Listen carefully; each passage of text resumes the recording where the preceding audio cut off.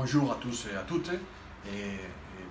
Les dernières semaines, il y a beaucoup de clients qui nous ont écrit et qui sont préoccupés par la circulaire du 29 octobre sur la validité des certificats séfarades pour les personnes qui n'habitent pas dans la ville où le rabbin a fait le certificat. D'accord? On a publié des vidéos sur cette matière, d'accord, vous pouvez les voir, d'accord, dans notre canal.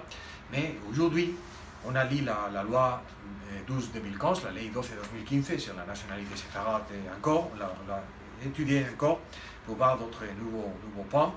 Et on a vu encore que l'article 2 et le point 4 de cet article dit clairement que quand les séfarades va signer dans un notaire, et le notaire va envoyer le dossier au ministère de Justice. Le ministère de Justice doit voir si la personne a des problèmes criminels en Espagne. Ça, c'est fait un rapport sur ça. Quand ce rapport est fait, la loi dit clairement, resolviendo de manera motivada y declarando en su caso la estimación de la solicitud. Ça veut dire que quand le notaire va envoyer l'acte au ministère de Justice et le ministère va voir que la personne n'a pas de problème criminel en Espagne, d'accord, les résultats de la nationalité peuvent être seulement positifs, favorables, d'accord. Ça veut dire que le ministère ne peut pas refuser quand les rapports de la police sont favorables et quand le notaire a envoyé l'acte au ministère, d'accord. C'est totalement clair parce que c'est comme en France, le système juridique en Espagne.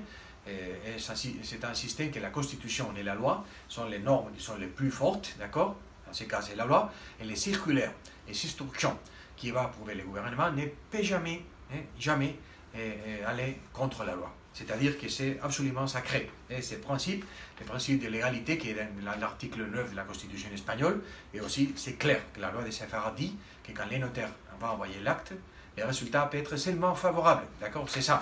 L'autre chose, c'est la disposition additionnelle première qui dit que si dans une année il n'y a pas un résultat, on peut faire un recours, un contester, tout ça, mais ça c'est différent, d'accord. Mais cet article 4, c'est totalement clair. C'est pour ça que c'est une chose totalement claire.